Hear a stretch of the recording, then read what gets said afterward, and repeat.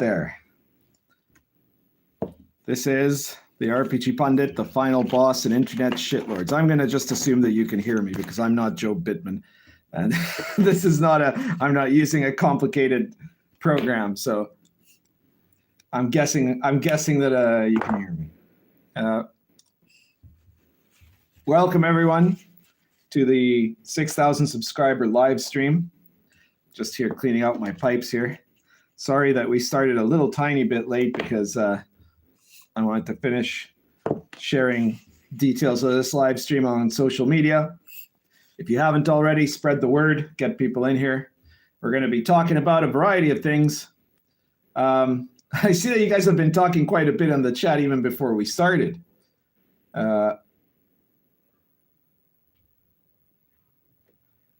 So what have we got here? There's somebody. There, apparently I've been trolled here, huh? When from a while back. It's L saying this is where the pundit puts on the mask of a civilized person instead of a greedy whiner about Wizards of the Coast. Look at that. Well, I don't mind people coming in here and giving dissenting views because I'm not a leftist. So you're welcome to think that about me. But that's not a mask. I am a civilized person. The definition of a civilized person is that they don't try to censor other people. Within certain limits, of course, of what's allowed in a public speech and of good decorum and personal privacy. So I never tell anyone to dox anyone else, though. But I will say one thing: there's this guy who is still working for Twitter. That is basically the chief of the Twitter Security Council, or whatever you want to call it, the Trust and Security or something like that. And his name's Yoel. Fire Yoel. You got to tell Elon Musk, because Elon Musk has so far left him still in charge of determining what the policy on censorship is. And this is a guy who has been responsible for banning any number of people for purely political reasons. He's the one that was banning people for saying learn to code, stuff like that. You know, if you're on Twitter, I've been posting a lot about this today. That and the Brazilian elections, it's looking a little bad for us. Bolsonaro may have lost the election, or more likely, it's been stolen from him. And the reason I say that is because out of all of the regions of Brazil, they all went to Bolsonaro. Like if this had been an electoral college system like the United States has, Bolsonaro would unquestionably be the president. The one state that didn't go for him was in the Northeast, the one region rather that didn't go for him in the Northeast. And it went hard against him in a very big way that seems extremely disproportionate. It just happens that the Northeast, the cities in the Northeast are largely run by communist narco gangs. And I don't mean that like as an insulting term. I mean, that's literally what they are. One of the things you have to understand about South America is that most, after the fall of like the old criminal cartels, like, you know, like the Medellin cartel and the Cali cartel, you know, after those guys were gone, the narco traffic in South America was largely taken over by groups of communist insurgents who are using it originally to try to fund their insurgency, but now it's become at least as much about personal enrichment as anything else. And so they are a combination of narco gangs and communists. And of course, they're backing Lula in this case, in Brazil. So it's, you know, somebody said, see, your guy lost. And I said, well, too soon to tell. That's for sure. I think that there's going to have to be some very careful scrutiny of all that. But here we are. I don't know. I've gone out into a tangent because I'm trying to clean my pipes here before I start on the actual topic of the evening. Let me just see what other notes you guys have already put up here in the chat. Yeah, Meatball. Well, Meatball I used for the thumbnail. I don't know if she's gonna show up here tonight. It's nice out, and so she's been outside a lot. No guarantees of Meatball. if she does show up, it'll probably be to like knock down all of, the book I've got here and everything and the display, and then, send everything crashing down and cause a panic. So yeah, it is really amazing how fast I've gotten to 6,000 subscribers, and it keeps accelerating. It's going fast. Like from 4,000 to 5,000 took 9 months. From 5,000 to 6,000 took 6 months, I think. So we're speeding up quite a bit. It's good. Ironcaster says, "Hey Pundit, use Star Adventurer tonight in tandem with Stars Without Number." That's great. That's a great combination, of course. Classic. Well done. And the good news is some people had commented that Stars Without Number didn't have a print option anymore. That's not true. It had been accidentally taken out by drive-through at the time that they were supposedly changing the formats of the paper quality of their print products. So for a while it was gone, and it accidentally got restored the second that the publisher actually got in, wrote to them about why it wasn't there for days. So anyways, it's back now. Also, speaking of that, speaking of print editions, I've got here this Sword and Caravan that you're looking at right now, but the first supplement for Sword and Caravan, which is Social Encounters on the Silk Road, which is not really specifically to the Sword and Caravan type setting, except that some of the examples have been oriented that way. But it's actually a general system where you can use the OSR mechanics to adjudicate. You can use the OSR reaction roll mechanics from, the old 2d6 dice from D&D mechanics in a more sophisticated way. It's an elaboration of that system to adjudicate complex social interactions, things like intimidation, bribery, haggling, recruitment, debates, presentations before the court, all sorts of stuff like that. And it's only about 20 pages long. And so because of that, originally we had only planned to do it on PDF. So it was like $3.99 on PDF. But we got a lot of people saying they wanted a print edition. So okay, who are we to say no to the customers, right? Mad Scribe Games was fantastic about this, and they went out of their way to set up a print edition. So now you can get either in softcover standard or softcover premium. If you really want this 21-page book in softcover color premium, you can get the standard for $9.99 or the premium for $11.99. If you want it in like the most glorious color that drive-through is capable of doing. I don't know exactly how glorious that is really, but it's the best that they can get to. So be sure to check that out. If you were waiting for a print edition of Social Encounters, it is now available. Judd Goswick says, "We know Pundit's civilized because he smokes a pipe, drinks iced coffee, and sticks out his pinky when he drinks it." Well, you're 2/3 right, actually. I'm gonna give you guys a little secret here. Etiquette is largely a system of social passwords, right? Most of what you learn from etiquette, you learn in early childhood. You're never taught. Most people don't go to an etiquette class. You learn it from osmosis by the people you are around. And sometimes, like, the whole purpose of it is to make sure that imposters don't get into your social class, right? So if you're middle class, there's a whole bunch of things that you don't even think of as etiquette, but that are like middle class ways of speaking, ways of doing things, the correct thing to do in a certain type of social situation that you would just know by instinct, but that somebody who was born in the lower class, in the working classes, would not.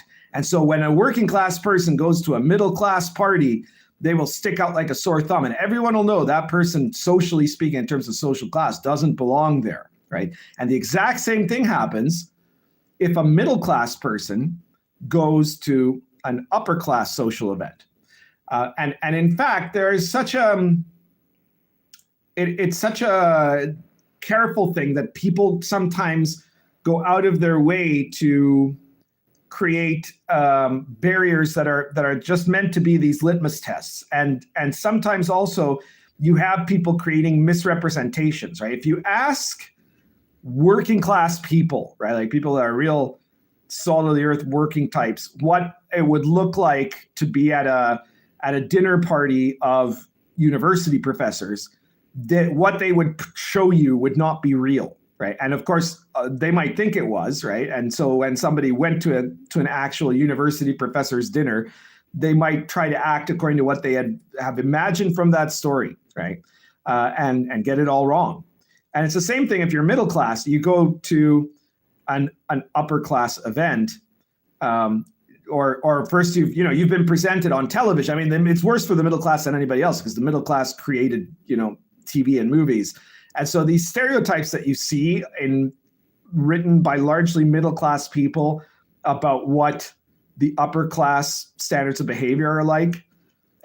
It's really interesting how it's very distorted, and people will assume that, right? So this all brings it back to the whole thing of sticking your pinky out when you're drinking coffee or tea. Actually, of course, it's normally tea is what's represented here. That was created as a social class, a social class barrier, you could say, of the middle class presenting itself with this projected idea of how the upper class drinks tea. And it was so successful that the middle class kind of adopted it, so that you see some people who were, not so much anymore, because who has tea parties anymore in the middle class, right? But you still see some people doing that, right? And you used to a lot more in the middle class, and would end up doing that to distinguish a supposed element of proper manners against the more boorish lower classes. But in fact, that is not a proper custom. If you're an aristocrat, right? If you're someone from the upper classes, that is not an appropriate custom to do. So do not go to a really fancy party. If there's anyone there who was born into large amounts of wealth or born into a title or something like that, right? Do not stick your pinky out when you're drinking the tea. That is actually going to be something that will give you away as being a middle class or lower class boor at an upper class party. One of the things that people have, some of my opponents have accused me of being a trust fund baby or something like that, which is not true.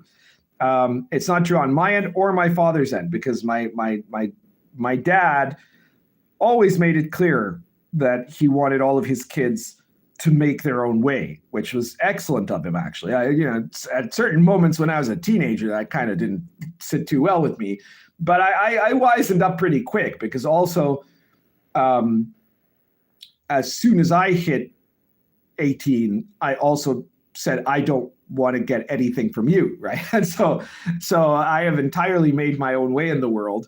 And it's not that I could have turned around and accessed the family wealth or something like that if I needed to, right? Because that my dad would not have given it to me. And I know this because I don't want to give away family dramas, right? But I do have siblings, and some of them have had this sort of problem. But I've always made it around on my own.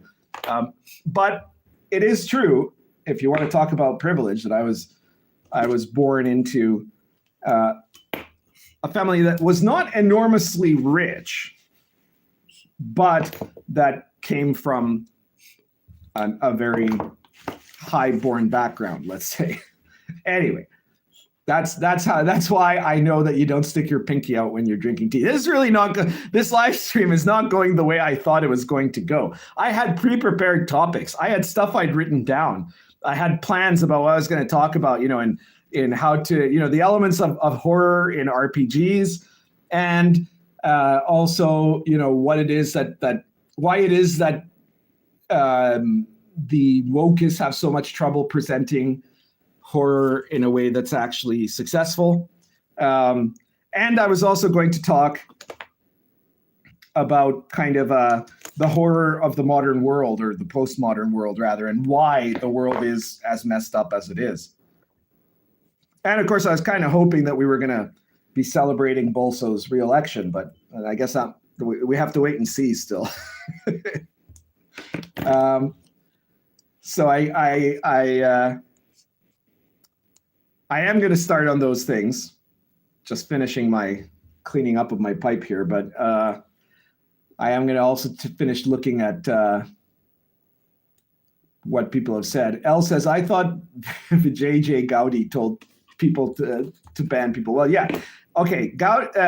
Vijaya is the top lawyer was the top lawyer of Twitter. And she was the one who had pushed for specifically the banning of Donald Trump.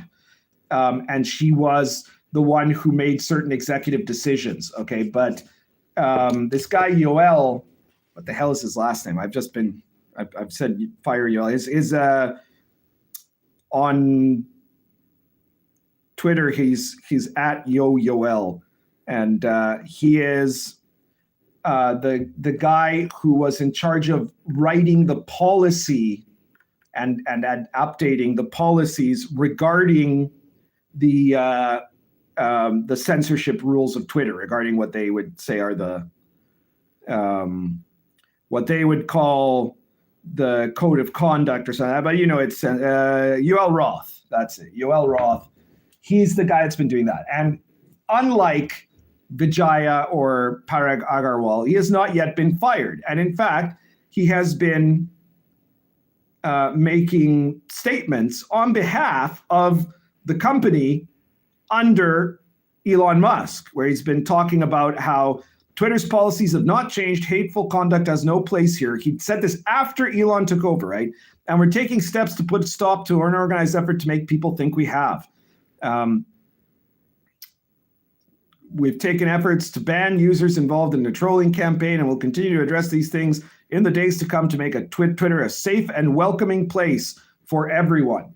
Right. So he is continuing along the way that he was before. And the thing is, I don't know, he might have fooled Elon into thinking that he's actually a great free speech campaigner, but we know he isn't. He's the guy that has been in charge of the policies that have led to people on the right being banned for saying something like learn to code, and people on the left not being banned when they threaten to kill people, including when they threatened to kill Elon Musk. So you've had, under Yoel's watch, right, you've had people saying, Elon Musk should be murdered with an axe or something like that. I've actually taken screenshots of this, and they've gone unpunished. They've been able to post these things, whereas someone who said there are only two genders gets a lifetime ban from Twitter, in the old regime. So really, unless Elon will hashtag fire Yoel, there's no way that we're going to have an actually fair and equal Twitter environment for people to have real free speech. And it's not just that this guy had a blind spot or something. Yoel himself was is an ideological fanatic. He's posted stuff like, I'm just saying, we fly over those states that voted for a racist tangerine for a reason. Yoel also said, today on Meet the Press, we're speaking with Joseph Goebbels about the first 100 days is what I hear whenever Kellyanne Conway is on a news show. Another one. Yes, that person in the pink hat is clearly a bigger threat to your brand of feminism than actual Nazis in the White House. So, he was posting very partisan views. He's supposed to be the guy that determines that everybody gets a fair shake, and obviously didn't. All through the Twitter years, the pre-Elon years, they didn't. So we really need to see Elon cutting down a lot of people from the thing. And I want to see, in particular, that guy. If there's one more person that absolutely has to be fired, it's Yoel Roth. Dark Knight of Hibernia says, hey, Pundit, what's your thoughts on Stonehill? I'm not sure what you mean, but what is Stonehill? I don't know. I guess those are my thoughts. A confusion is what my thought about that. Bo Paints Mini says, temper your expectations with Elon's. He's no libertarian. Look, I'm not expecting Twitter to turn into 4chan. There's already a 4chan for that, right? And frankly, I hardly ever go to 4chan. It's too much. It's too disordered to be really all that useful, right? Twitter is much more useful. But what I am expecting is what he has to do is set up a set of rules that are clear. They're not abstract. They're concrete, right? They're rules that say very specific things, not that it could just be interpreted in some vague way, right? So you can't just say, well, we oppose misinformation, right? Because misinformation means nothing, right? Or to say, speech that could be harmful, right? No, that doesn't work, right? Because what that'll mean is that'll be up to individual moderators, and all the moderators they're going to have are going to be leftists, right? So it needs to be a clear code of the things that are not allowed, right? Obviously, anything illegal should not be allowed, right? And then there's other stuff you could say they're not allowed, right? If you want to say, well, nobody is allowed to say the N-word on Twitter, fine, that's perfectly fine. You can put that, you just have to put that explicitly in the rules. You use that word, you're banned. And then you have to enforce that rule applies evenly all across the board, right? So whoever does it, doesn't matter if they're left wing or right wing, gets the same result. We're not asking for special treatment for conservatives versus liberals. We're asking for everyone to get the same treatment. That's what has to take place. Occult says we should just celebrate the Armageddon going on Twitter. Well, I was and I am. I'm still very optimistic. I still believe in Elon Musk. I was just very disappointed to see that Yoel Roth is still there and still posting as a person that is in a position of authority in Twitter in the post-Elon era, right? Very disturbing. Dark Knight of Hibernia says, Pundit, I'm thinking of making a historical setting of Rome from the Gracchi populace, Caesar's rise, and Octavian's expanse into Germania. Do I have any games/books I should look at? Oh, my. Well, other than, like if you're talking about game material, there was the old GURPS Rome. That was Imperial Rome, I think it was called. That one was pretty good. I don't know. No, I don't have anything offhand. I'm a bit out of it today. I'm sorry, Dark Knight. I mean, there's some excellent YouTube history series about that sort of thing, so you might want to check those out. There's I wish I remember which one it was. I bet you some people in the chat can recommend them, but there's some that are like excellent and extremely watchable that I've had a few that I've seen a few of them and have been recommended by other people. All right, so where are we at now? Dark Knight says tea is disgusting. Yes. Ironcaster says, so the Finky Finger thing was a meme of lower class people creating a caricature of how upper class people drank their tea. Well, it started as a meme of middle class people creating a character of upper class people, then turned into middle class people actually adopting that as a kind of etiquette, and then lower class people creating that caricature. So it's migrated over the years as our civilization has gradually eroded. Dark Knight of Hibernia says, Pundit, do you have a problem with buying B2 or RC, the Rule Encyclopedia from Wizards of the Coast? Just curious. Well, look, my point of view about buying the reprints from TSR, my point of view first in practice is don't give money to companies that despise you, right? Now, I do understand, obviously, like I have absolutely no sympathy for the obsessive nerd who is going to buy the next stupid book Wizards puts out for 5th edition, even though they know that it's going to be crap, even though they've been complaining about how bad Wizards is, but they've got to buy it because it says D&D on the cover, and I have to have the whole set, because of that autism that they have. That is unpardonable. But I can certainly understand somebody who's an old school gamer wants, I don't know, his Rule Encyclopedia gets ruined in a flood.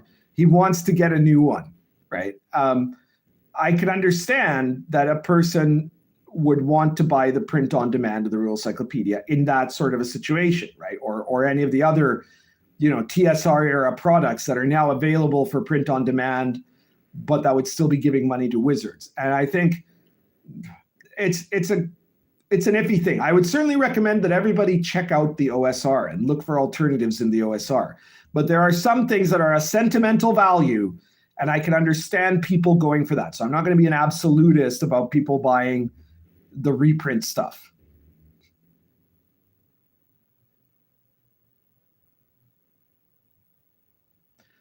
I've got L says, Pundit has his cam in vertical mode, so on the app on the phone, I can't get both the stream and the chat to show since Pundit is doing it wrong. I'm sorry about that. Damn it. You're right. No, when you're right, you're right. I forgot about that. I'm not very good at doing live streams. And I don't think you can change it midway. I think it's pretty much stuck that way. So I'm very sorry about that for people who are watching it on their phone. I hope that doesn't ruin the experience too much for everybody. Let's face it, it's been 6 months since I've made a live stream, right? So I forgot about the part about doing it vertical versus landscape or whatever it's called. Adino the Esnite says, hey, Pundit, which of your current books would you consider has the most elements of horror? It's a close call, but I guess in terms of like the most potential for use in horror play, I would probably actually say Cults of Chaos, with a close second being Invisible College. Both of those you could certainly use to run a horror-themed campaign, and would have lots of very good material for that.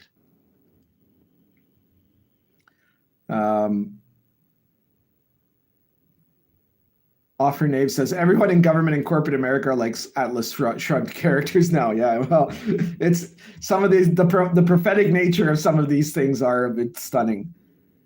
I was never a big fan of Ayn Rand, but it's looking more and more like she could have been right.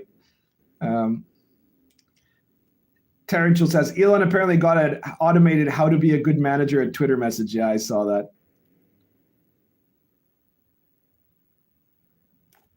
Elon just now posted something, apparently. What was this that he just posted? Let me take a look. Oh,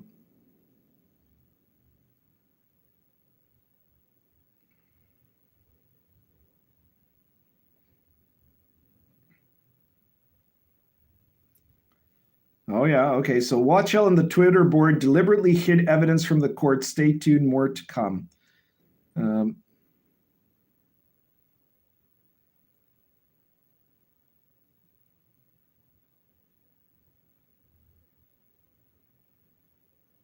And it's actually a quote. He's quoting Yoel Roth. The head of safety and integrity is apparently the name of his office, admitting that they're lying to the court and admitting that they've been cheating on the metrics. Amazing. So I'm really hoping, really hoping that this will lead to his firing immediately.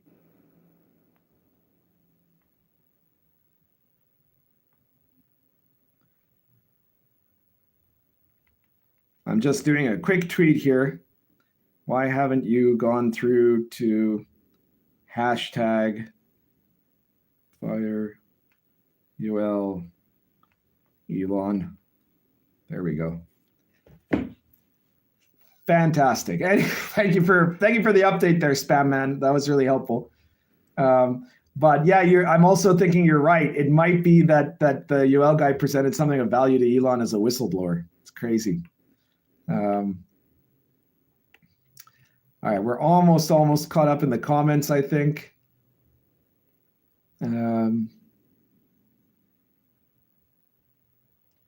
Rational Ginger says, if I'd bought Twitter, I would have disabled pronouns permanently. Well, no, see, I wouldn't agree with that. But I would say, like, obviously what you don't want to do is create a situation where somebody can be banned for using the wrong pronoun, right? I mean, everybody has a right to choose whatever pronoun they want to describe themselves at. They have no right to force anybody else, much less institutions, to recognize that, you know? And certainly if institutions do, those institutions cannot force individuals to, you know? Now, I've never been somebody who has a big problem with if someone, you know, if if an adult person identifies as a certain adjective, a certain pronoun, and they want other people to refer to them with that, and they say so in a way that is polite, I have no problem making that reference, saying and doing that, right? I don't ever go out of my way to quote unquote misgender someone from the gender that they from the pronoun identity, I guess you could say, that they want to use. I never do that intentionally, or almost never, unless it's a case where there is someone who is going out of their way to try to aggressively force that onto a population, maybe. It's basically the same principle as Jordan Peterson had.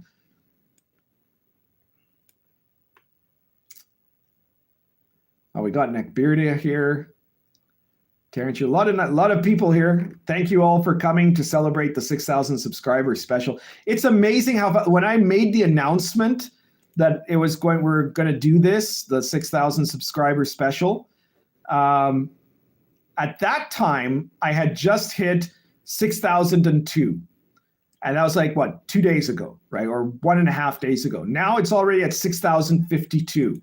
So the speed at which I'm gaining more YouTube followers is quite remarkable. Thank you to everybody, by the way, who has subscribed to me. And I would really hope, that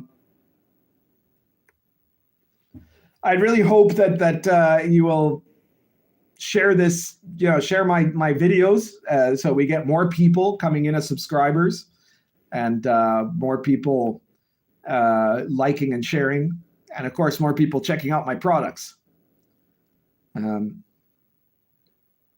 Dark Knight of Hibernia says, as a Spurg, I stopped buying D&D 5e stuff when I joined the OSR. Now I channel my Spurg need to collect for Pundit, Venture, and Swords and Wizardry. That is great. That's very good. I'm glad to hear that, Dark Knight. Well done.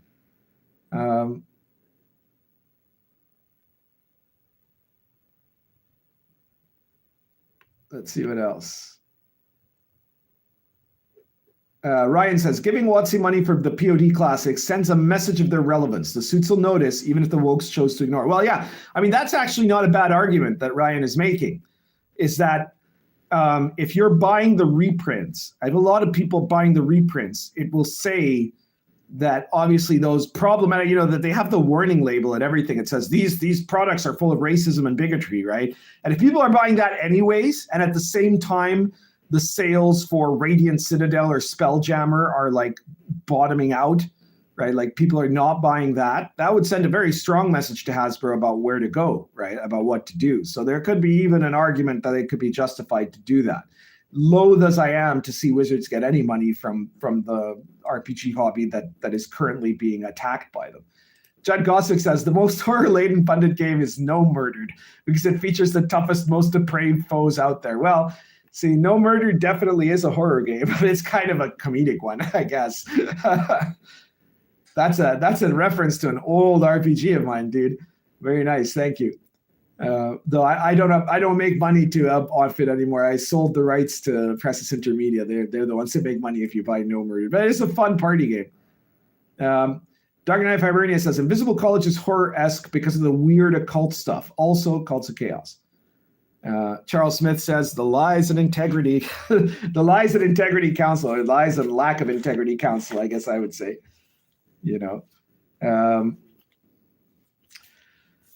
So Diversity Drive says can't stay long, but congrats Pundit on 68. Thank you so much.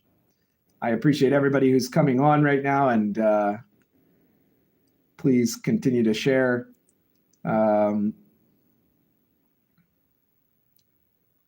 Ironcaster says, the more I dig into OSR and indie RPG stuff, the more I find that I like from people who don't hate me. Yeah, exactly. That's the way to go, right? That's where we have to look at it. All right, I'm going to grab myself a new pipe here. What am I going to start with? I believe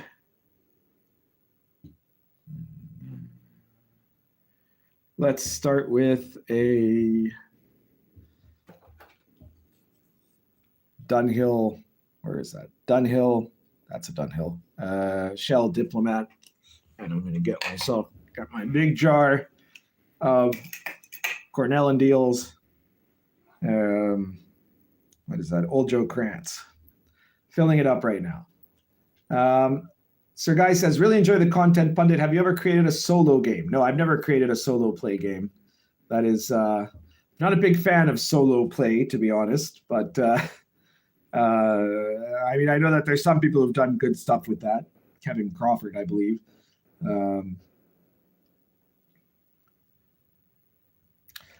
The Pronto says, hi, Pundit, everyone just found you, but congrats on the 6,000 subs. Thank you so much, the Pronto. I hope you subscribed and you're sharing my videos. Rational Ginger also says, can't stay for the whole stream, but congrats on 6K and keep up the good work. Thank you. Goldschlager says, when's the face reveal? Well, let me see. When I'm making, when I'm at 1 million views, and or I'm making like 10 grand a month just from YouTube views, from YouTube monetization alone, then I guess I'll do a face reveal. Brian says, Pundit, did you shit your pants when you first saw a Goetia spirit? Any tips for the evocation? No, I didn't. I did not shit my pants when I first evoked a Goetic spirit. But I will admit that it was a pretty unnerving experience. But I'd had other unnerving occult experiences before I got around to the Goetia too. So I was a little bit immured. My first advice is don't start invoking the Goetia unless you've gone through evoking the Goetia, unless you've gone through a program of magical and spiritual and personal training that has prepared you adequately to do so. Because otherwise you're putting the cart before the horse, so to say, right? There's a reason why in traditional Hermeticism you worked in like a kind of a degree system, right? There's things that you have to do step by step, right? So have you learned everything you need to know about the language of symbols? You know, like all the basics of that. You know, do you know how to understand the symbolism of the elements, of the planets, of the astrological zodiac? Do you know some kind of system of communication through correspondences like gematria? Have you learned how to concentrate adequately? And that's one of the big gap areas. You see that, you know, because that was kind of lost in the Western tradition, you ended up having people like Aleister Crowley, for example, filled that in using Raja Yoga from India, right? Because there had to have been that kind of mind training in the Western Hermetic tradition, but it just got lost. There's still some of it that we see even in the remnants of the medieval grimoires, right? Especially stuff like memory training and that sort of thing, which was very, very big to the medieval magicians. So you have to have all of that kind of preparation. You have to know how to be able to focus and concentrate. You have to be able to have control over your body and control over your senses. You will need to have learned how to banish properly first, of course. And my advice to you is you should probably do invocation before you do evocation. Just a thought. Dark Knight of Hibernia says, Pundit, Stonehell's a mega dungeon made by Michael Curtis. Michael Curtis. People say it is as good, if not better, than Barrow Maze. I've only read it. I'm afraid I've never seen it. Nobody said, maybe, I don't know if Michael Curtis likes me or not, or if he knows about my existence. I know that Gillespie, he's a fan. He is based. He's a great guy, and his products, Dwaro Deep and Barrow Maze, are excellent mega dungeons. As for Michael Curtis, I know nothing about him, got nothing against him, but he's never sent me his books. And if he ever does send me a product, I will gladly review it. Rollstat says, better late than never. Congratulations. I guess that's to you showing up late. I don't know. I'm not late at having 6,000 subscribers. Congratulations on breaking 6K. Funded. Looking forward to 6,000K celebration. That's great. Thank you, guys. Thank you to everybody who's congratulating me. Dark Knight says, also pundit on playing in a Lord of Olympus game as a son of Apollo. That's great fun. Yeah, oh, well, I'm glad to hear that.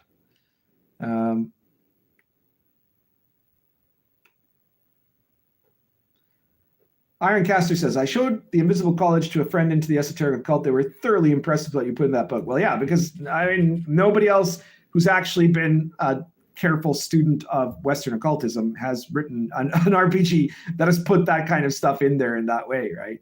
And of course, the average occultist doesn't know as much about that stuff as me, because I've looked at it in two ways, as a magician and as a historian. Occult says, hey, Occult, great to see you here, the creator of the woke list. Well done. Regarding Invisible College and Lion and Dragon, a lot of creators seem to avoid inserting real-world practices. How come you chose to insert real-world practices instead of keeping the worldview, but changing the specifics, kind of like RuneQuest claims to do? Well, when I started writing what I would say is my current period of OSR products, which started with Dark Albion, I was a bit of that mind at first, right? Like I was thinking, for example, famously in Dark Albion, in the book Dark Albion, which is one of my earliest campaign setting, anyways, that was published. I didn't use the Catholic Church, right? I called it the Cult of the Unconquered Sun, right? And the Church of the Unconquered Sun, and it was identical to the Catholic Church in every way, except that I didn't want to use the icons of like Jesus and the saints and Mary and that sort of thing, right? So, and I did that because I thought that there could be some people that might be upset about me using the Christian elements on both sides, right? And also some people who would fail to adequately be able to feel comfortable correctly interpreting what Christian religion in the Middle Ages was like, and mainly from people who have been raised to assume that Christianity was this horrible oppressive thing over the Middle Ages, which it wasn't, right? And so it would be very hard, I think, for some people to resist the temptation of making priests all evil and corrupt or something like that if it was Christianity. So I was in part trying to protect kind of like the reputation of Christianity by doing that. Except that I will now admit that I was wrong, right? Most people kind of would have preferred it that way, and I think a lot of people just played it that way, ignoring that I changed the name because I was otherwise identical, right?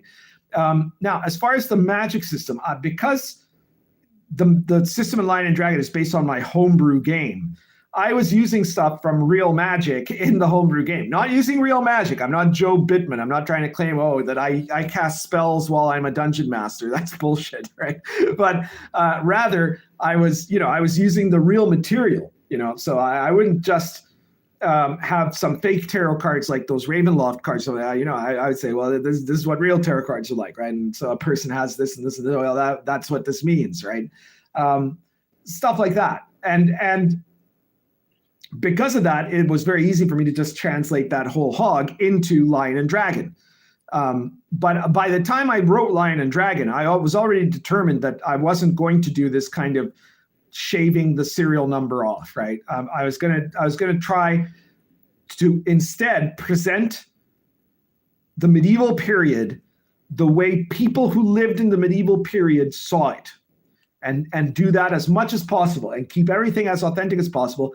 But that part of that authenticity, you can't, like I always say this to people, if you try to say, well, if you were making a real medieval world, no magic would work. No, that's not true, because in the real medieval world, everybody knew magic worked, right? So you have to have a magical world. You have to have a demon-haunted world, to use the term that Sagan once used, right? It has to be a world of spirits and mystery and magic, because that was what the zeitgeist of the people was. That was their paradigm. That's how they understood reality. So what I create in like Lion and Dragon and Sword and Caravan, and really in Dark Albion too, but I just hadn't quite perfected the formula yet, is a world of the medieval world seen from the inside, right? And I think that that's more interesting than just doing something that's sort of like medieval, but not exactly. Sebastian Blau says, any chance you can work on a proper occult book rather than just an RPG? I do not have much under my belt, but I've read all 4 volumes of Vigardi's Golden Dawn and a few more. Well, I don't know what to say about that. I have written books that are not RPG books. Let me put it that way. And I've also, made a part of my career over the years has been teaching magic and occultism. But it's something I don't do very much of anymore to a certain degree. I have a very tiny group of people, and my emphasis has always been more towards the Eastern system than the Western one in terms of what I actually engage in, which is not like I do use some element of synthesis because I trained for years as a Western magician. I know and unlike a lot of Western magicians, I've actually done most of the practices of Western Hermetic magic. But what can I say? I like the I Ching better than the tarot. I like the tarot. Don't get me wrong. Tarot's very nice. The I Ching has a whole other level of sophistication, though.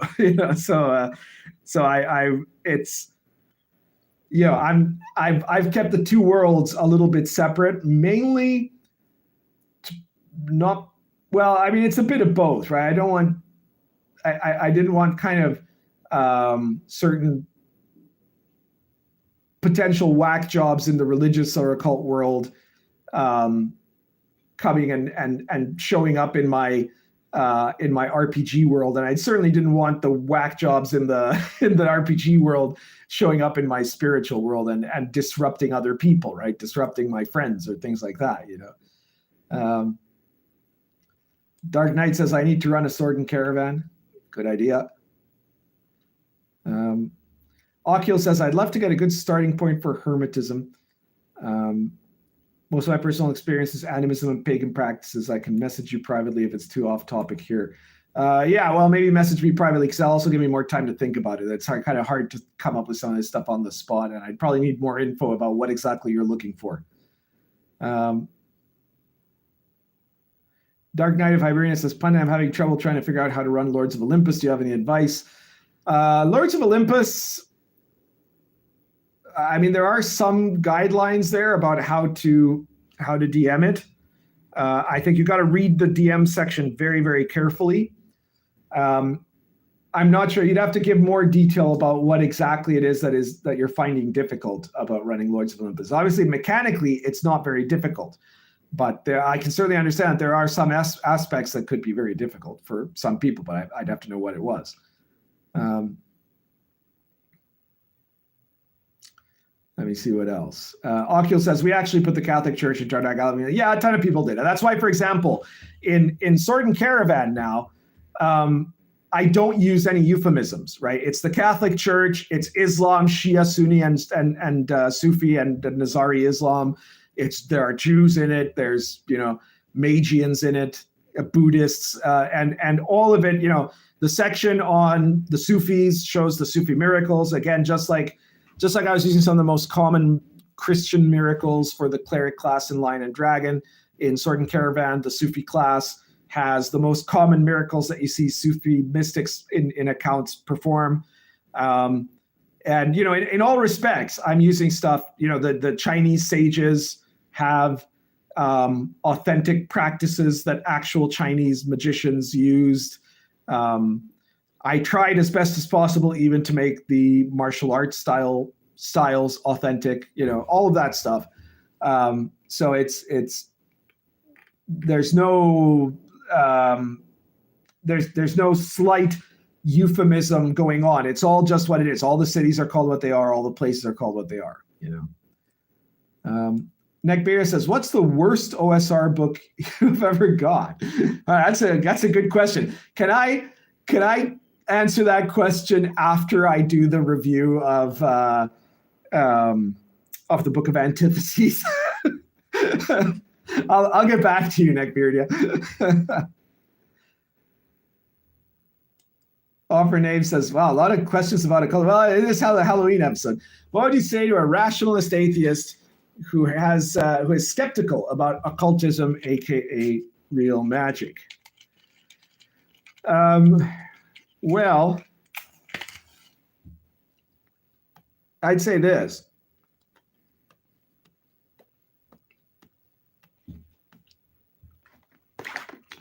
You can start by throwing out anything that requires an element of belief, okay?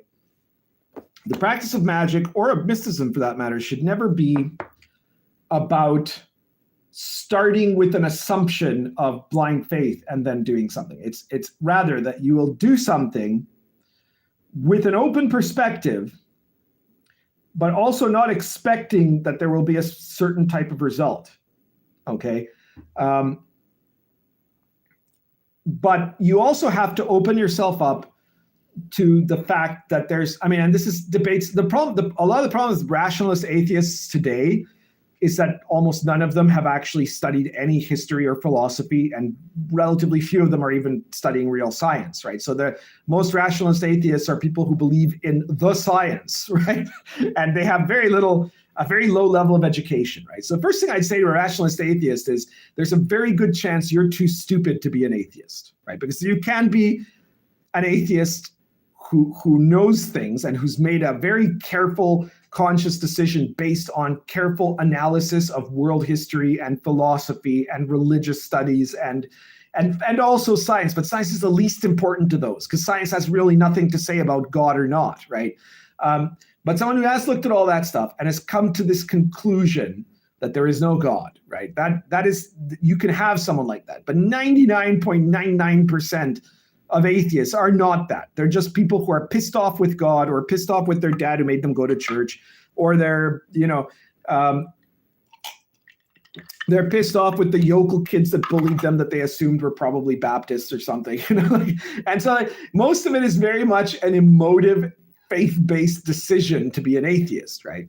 So if you are a more intelligent sort of person, there have been debates on this subject for all of human history, right? And one of the most famous ones that I talk about in my upcoming product, I'm doing, one of my next books is going to be called probably Heroes and Villains of the Silk Road. It's a book where I detail every historical character that gets mentioned in Sword and Caravan. I give a brief biography of them, a few paragraphs. I give their stats and adventure cues for how characters in a Sword and Caravan campaign can end up connecting to them at different points in time in the timeline. And there's going to be a few other tweaks in there, including I'm finally, reluctantly, but by popular demand, going to do a character class breakdown for the Ismaili assassin, for the assassins. And I'm going to have some very cool artifacts that were really in existence at the time, like hand grenades that the Song dynasty made, and molten metal bombs and stuff like that. But in the section on Zhu Ji, who was one of the greatest, as far as I'm concerned, he was one of the greatest philosophers of all time, but he was definitely one of the greatest Chinese philosophers. And in China, he's basically, among Confucians, he's considered second only to Confucius, right? He is the guy that revived Confucianism in the Song dynasty, and he is the guy who, the only person, because the Confucians have this kind of classification that the truly great Confucian sages were said to have become immortal, right? A common thing, right? And so obviously Confucius is an immortal, and he had 10. There are 10 people, used to be 9, then there was 10, that were the Confucian immortals, right? The ones that reached the state of enlightened immortality under Confucius. And the only one of them who didn't ever personally meet Confucius was Zhu Ji, right? They gave him that 1,500 years after, not quite, but what would it be, 1,400 years after Confucius had been dead, and he became the only new Confucian immortal in all that time because of how impressive he was, right? And the thing is, in this book, I'm going to mention about this, that there was this debate that happened between these two philosophers. You had Zhu Ji on the one hand and Zhang Xi on the other. This was when Zhu Ji was still relatively young, and they were having a debate that had been going on in Chinese history for a very long time between this idea that there are manifested things and unmanifested things, right? So, for example, a rock is a manifested thing, right? But a spirit is an unmanifested thing. But then so is a dream, right? And so is if you imagine a rock in your mind, that's an unmanifested thing, right?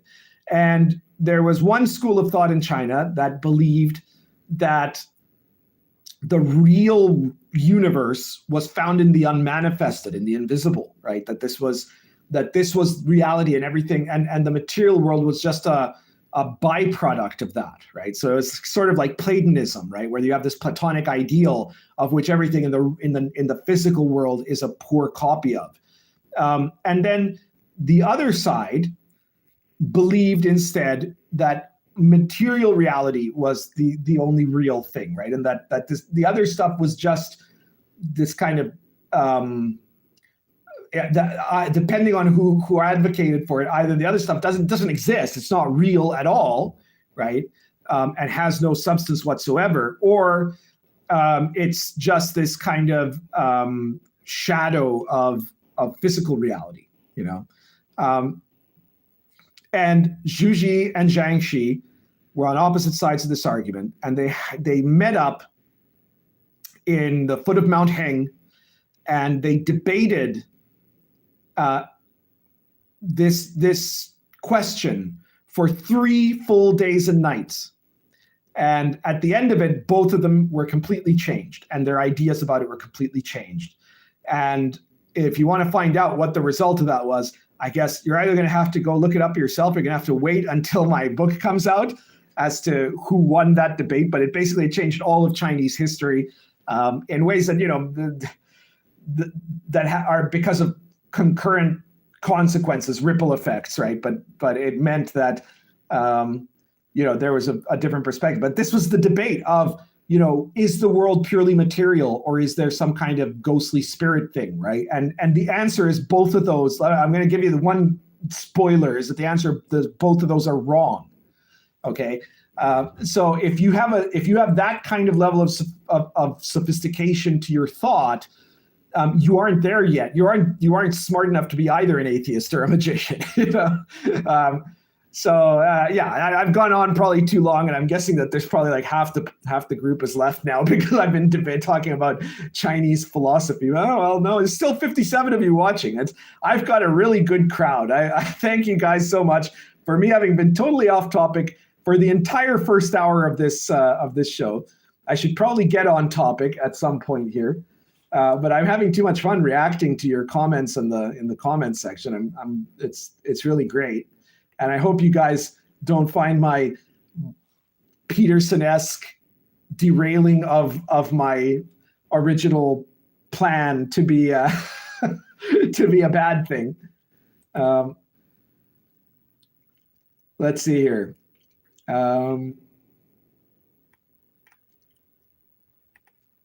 Oops. I accidentally jumped on something here.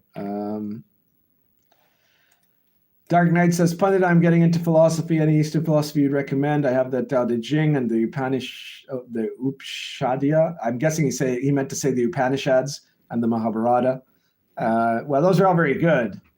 I'd recommend the Bhagavad Gita for Chinese, or for Indian philosophy. The Gita is absolutely central. Also the Shiva Sutras, which other ones are they? The Bhakti Sutras, and the Crest Jewel of Discrimination by Adi Shankara.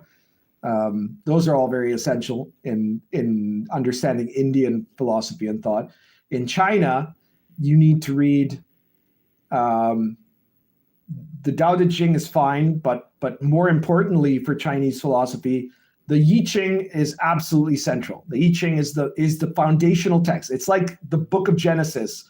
What the importance of let's say the Old Testament, or even the core 5 books of the Old Testament, right? The Torah, that is as influential as the I Ching is in China, right? The I Ching determined everything else. Taoism, Confucianism, all of the kind of perception of mathematics and science, the concept of time, so many of the social, the utility of social structure, all those things came after and were influenced by the I Ching. It's like if the I Ching was a combination of the Bible and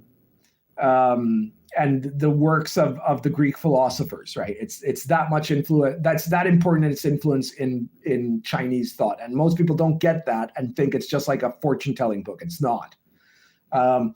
Besides that, you also would need to read the Doctrine of the Mean and the Analects of Confucius.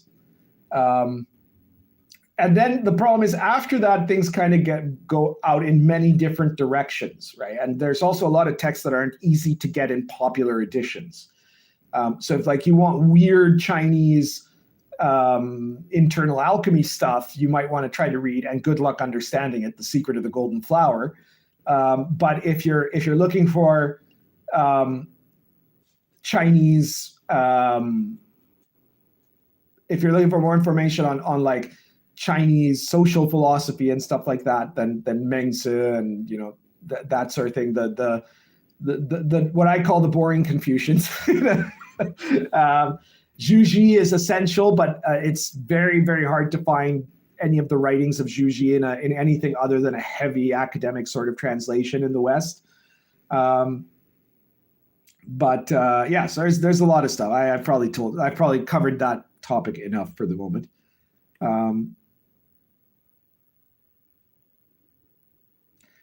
Sammer Guy says, "Hey, new listener here. Could you explain what you mean when you say you're a magician?" Well, I'm talking about Western occultism, as Dark Knight says. I am someone who has practiced and studied for decades Western ceremonial magic, and have acted on it, have used it, practically speaking, So I guess that's what I mean when I say I'm a magician.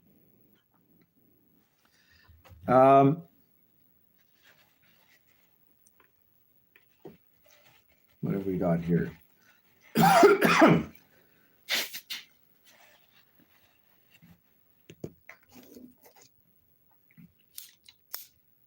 Lighting my pipe here. Funny, I started coughing, so I'm lighting my pipe. You'd think that'd be counterintuitive, but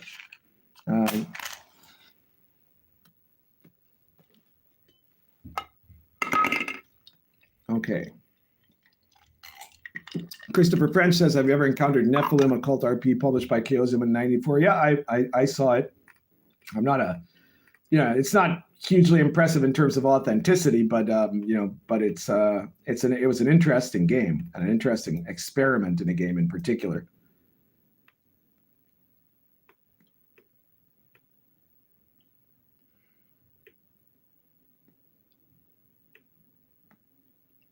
Nagveria says, "At this point, I'm positive I'm far too much of a brainlet to understand Chinese philosophy." It's not for everybody. Rollstat says, L&D question. "I love it, but I was surprised that gender didn't affect status more. I understand the Church of the Crusaders egalitarian doesn't feel historically accurate to me." Well, I'm not sure. I'm not sure how to approach that. There are different degrees to which you can role play in a medieval authentic setting to adapt to the possibility of female player characters, right? And the default is that women have a lot of disadvantages. I mean, but that only in certain professions, women can perhaps still stand out as adventurers, right? But being unique people in the context of their world. And really the only place that they're looked at as like egalitarian is in the context of whether they're saints, like basically the clerics are, they're the most anachronistic thing in a way in L&D. Excuse me. I'm losing my throat already, guys.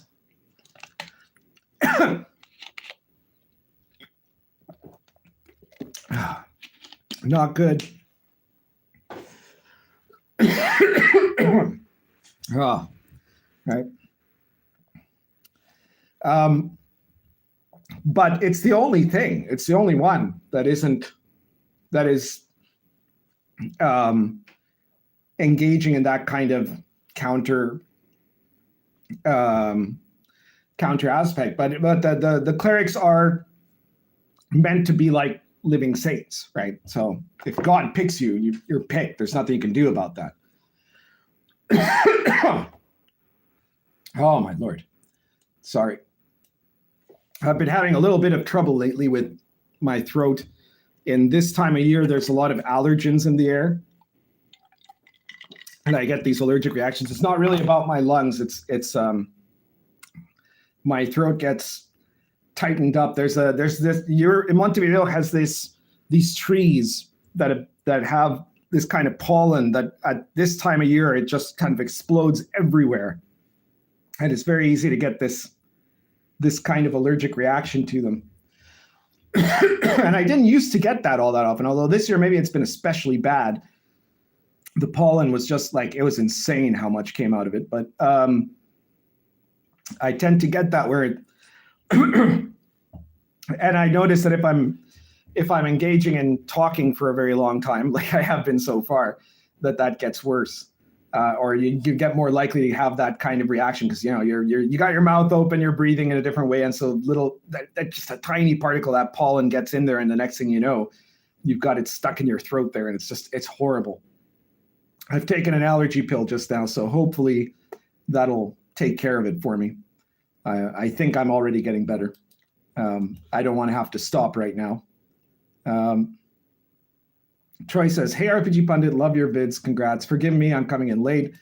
Are you saying that you believe in an actual supernatural world?"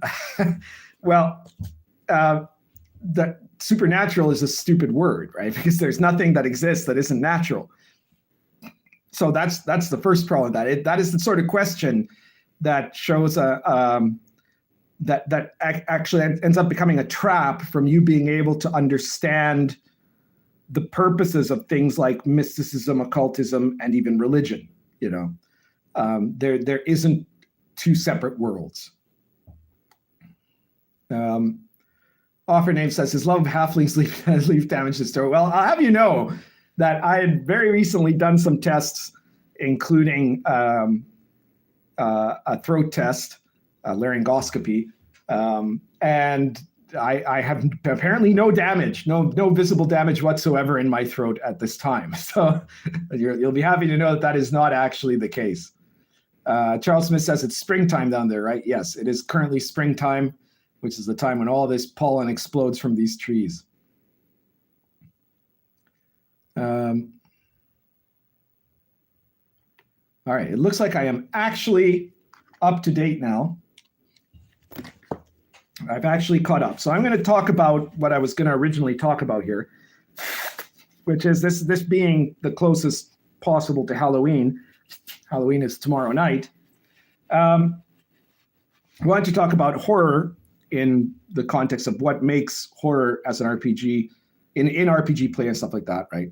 I was thinking about this the other day, right? Because obviously one of the problems that the woke 5th edition products have, including Ravenloft, is that they can't actually do a proper depiction of a setting where you have absolute evil, right? And where the theme is good versus evil. That's going to be a big problem with Dragonlance, but it was already a big problem with Ravenloft, right? Because they don't like that. They kind of like the whole evil is sexy thing, right?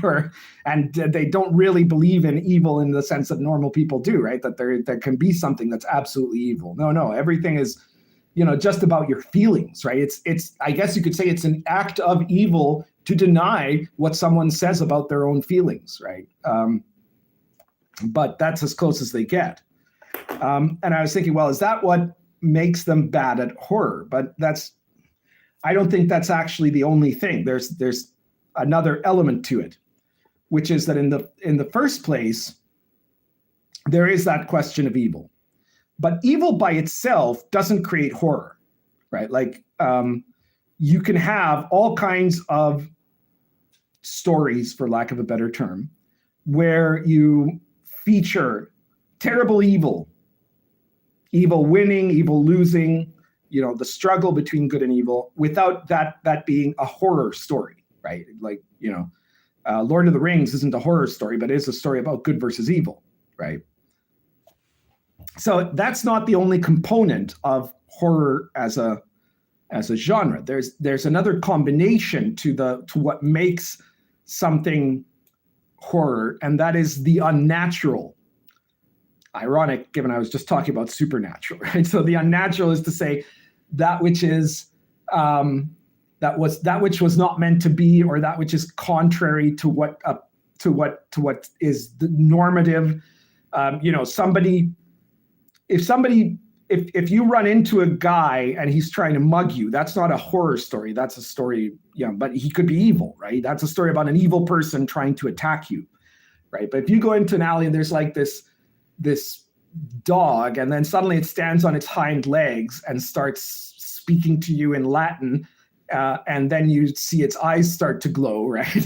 That's possibly evil and definitely unnatural, right? You look at that, that's not what is meant to happen in normal circumstances. So the one formula is evil, and the other part of the formula is something that defies what is normal. And that's where you get into in some ways, the really bigger problem for wokeists trying to do horror, because they're trying to suggest their whole campaign, the entire worldview and their mission in the West is to destroy all that is normative, right? That is what they're directly after, right? This whole thing with drag queen story hour and stuff like that, it's got nothing to do with gay rights. It doesn't even necessarily have to do with some of the things that the right-wing people say it has to do with, that I probably shouldn't mention on a live stream. It's a bit different than that. It has to do with the idea of queering the regular people in society, which has to be done from a very early age, right? Hence drag queen story hour, right? It's to say, and what is meant by queering is not really about sexual preference or anything like that. It's meant to be redefined as rejecting all that is normative, right? And so you have to direct people to reject everything that is normative. And the best way to do that, obviously, is if you get people getting used to things not being a norm. If you can tell someone, you can convince someone there is no such thing as a norm before they're 8 years old. If they believe that at that point, it'll be very hard to get them to ever understand what a norm is. They still might, because the human being tends to want norm. They want to have a normative standard by which to live, right? But it'll be a lot harder, and it's a lot easier to convince someone who hasn't lived a whole, couple of decades or more, that there shouldn't be anything, that you shouldn't have a normative context, right? So that is the part that is really hard for them, to be able to create something that they're going to effectively define as unnatural, right? Because everything is supposed to be natural, right? So it's as difficult as it is for them to have evil be pure evil and not just misunderstood or, sort of evil, but because they were victims or something like that. It's even harder for them to be able to have something be truly unnatural, because you have to put that in the context of what is the natural, what is the norm, right? What's the natural thing if that's unnatural, And what they're left with then are usually only two basic options. One is just pure gore, right? So you could create a monster, it's a really horrible monster, and it kills things and eats them or something like that, right? And that would probably be okay for them. Or the other is to reduce it to comedy, so like Scooby-Doo, right? That's why they were saying, a real inspiration for Ravenloft should be Scooby-Doo, right? Which that was never the case. It was like Hammer horror films, dude, right? But for 5th edition Ravenloft, they said, no, our inspiration for 5e Ravenloft, Scooby-Doo. Jesus Christ. Or, of course, flip it around, right? So you've got all these stories where vampires are the good guys, and stuff like that. That's all a product of the fact that if you can't declare the unnatural to exist, or if you can't declare the unnatural as something that is opposed to the norm to exist, then instead what you have to do is suggest that the unnatural is actually heroic, right? But then it's not really horror anymore, right? Then it's like a fantasy story about sexy vampires or something like that, or glittery vampires, whichever. So let me see what people have been commenting about this. Redshift says, when using your own system, do you lean towards random progression or not? Yeah, I do. I mean, my players always get the choice. Every time they level up, they can either roll twice on the advancement table, or they can pick one thing from the advancement table, right? And most of my players choose to roll. They're, very occasionally, if there's something that they've been like really wanting to get, and they feel their character is secure enough, usually, you only see people picking something when you get to around mid-level, because at early levels, you want the advantage of getting 2 rolls, right? So that gives you a lot of time to get some idea of what the hell is this guy that I've created based on those rolls, But for me, I think the random advancement is a lot more interesting. But there's no problem if somebody wants to do a single choice, That happens, I think, especially maybe with like magisters or clerics who really want to have a specific type of magic or miracle. All right. Well, my throat's a little more clear, but it is still a little hoarse.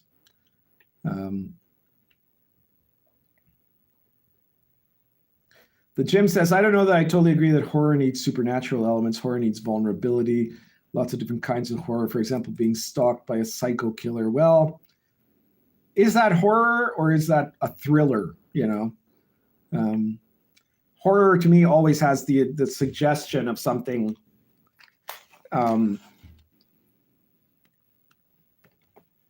as something unnatural, right? But even there, the psycho killer is unnatural. He's a psycho.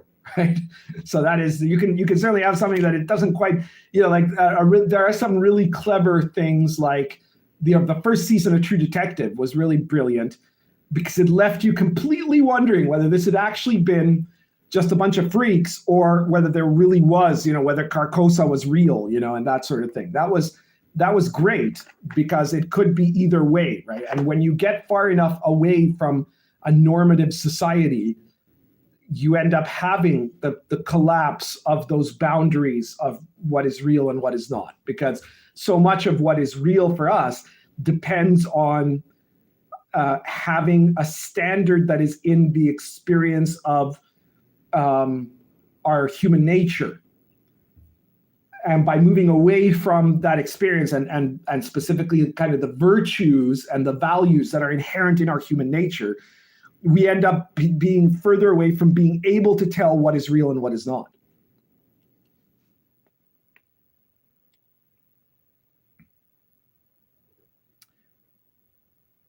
Charles Smith says, glittery mind flayers. That's hilarious. Calvin only says, I like Velma and her sweater from the movie. Is that the lesbian Velma or the non-lesbian Velma?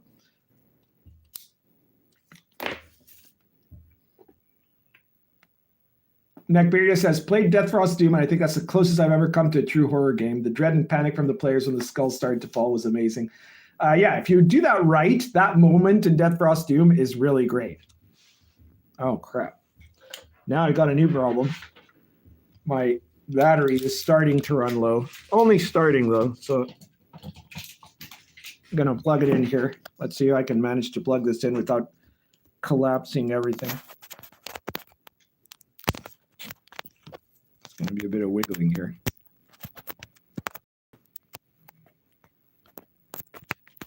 There we go. Oh no. I just slipped myself. Well, there you go. You guys got a tracer wheel for a second there.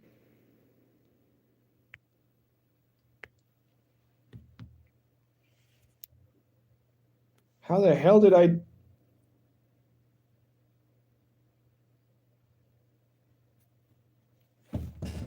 God damn it.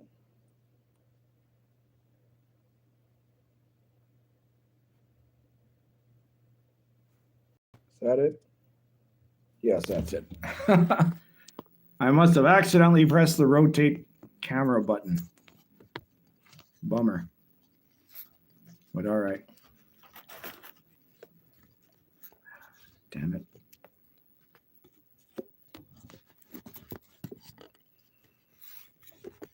This is not working out nicely. I have to adjust the thing that holds up my phone. There we go. All right, well, I guess that's good enough.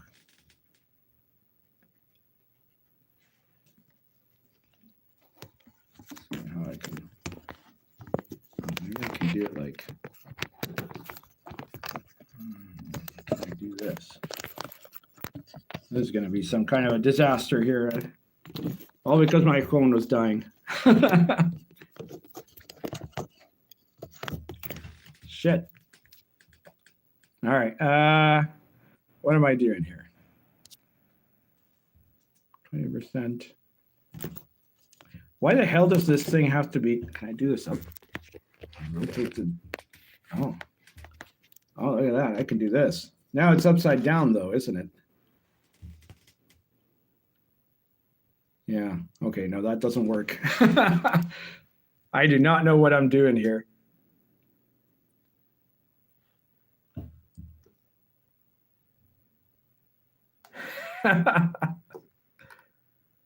Well, guys, the 6,000 subscribers actually got a tiny glimpse of of what I look like. Like, not like that's some kind of a big secret. People have posted pictures of me a lot of times. I just don't feel the need to make an emphasis of it.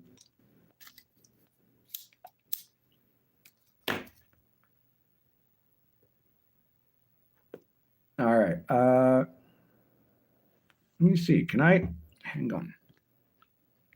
Rotate device. Can it? No. Damn it. Why can't I?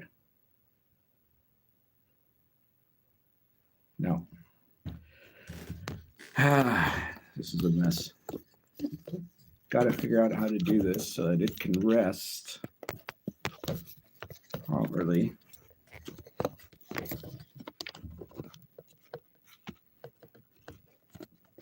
No. I hate phones. I really do.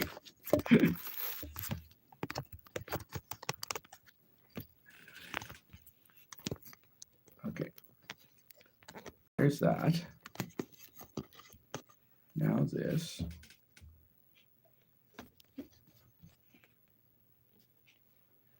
Okay. I guess that's as good as it's going to get. There we go. All right. Finally.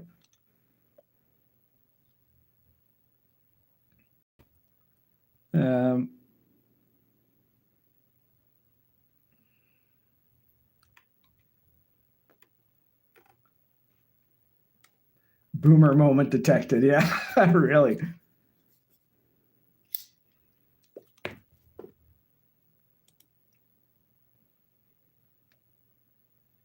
Nothing but the best in production values. Malvina says, you look like a professor, legit. Well, yeah, you know, I was a professor, legit. Yeah.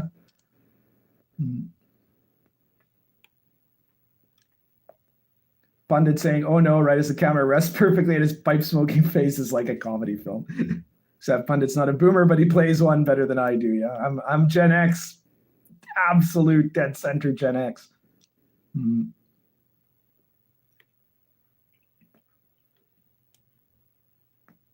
This is Dark Knight says this is a second live stream where we got an excellent face reveal. That's true. The previous one was a little bit shorter than this one, though. Judd Gossick says Sigmas don't like to be on camera. I think that's a compliment, right? Dark Knight says Sigmas are narcissists. You're thinking of Giva Chads. This is like the non-evil version of Mr. Plinkett. Who the hell is Mr. Plinkett?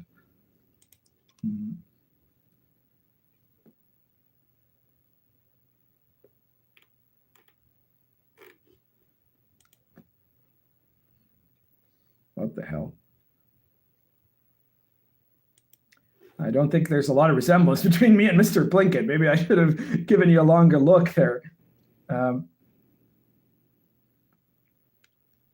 Crap Phone says, GoFundMe for a live stream camera for RPG Pundit. Well, the problem is it's not the camera, it's the stand and the whole setup and the fact that I don't know how to use technology. The camera is actually the best thing I've got. It's got a very good video quality and good sound quality for the price range. Charles Smith says Q Meatball once it's all stable. Yeah, absolutely. It's only a matter of time. Jay Soffer says, let me guess, history professor. Well, I was actually, the only class I ever actually taught academically was in religious studies, but it was a history class, technically.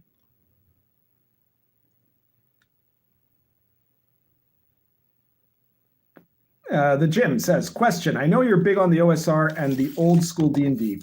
How do you feel about some of the more narrative-driven systems out there? Anything particularly like, or is it not your style at all? It's generally not my style at all. Narratively driven systems they're a separate hobby. They should be, story games should be a separate hobby, right? Just like RPGs are a separate hobby from war games, right? That in itself is not a matter of judgment. Me saying I don't like story games is a matter of judgment, but you can understand that's subjective. Somebody else might perfectly well love story games. The problem is when you start to say that those are RPGs, Bo says, looks like John Lithgow on a 3-day bender. Jesus Christ, you guys are killing me here. John Lithgow on a 3-day bender.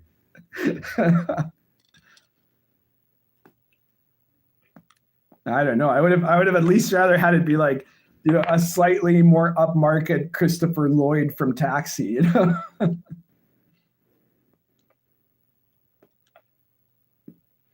Dark Knight says, I'm tempted to go to college to study history. Is it wise for me to do so, or should I just let trade? I would never recommend anyone go to university or college for anything other than the most absolutely technical professions in this day and age. Never. Not for anything in the humanities, not for anything in social studies or whatever. It's all garbage. You're wasting your money.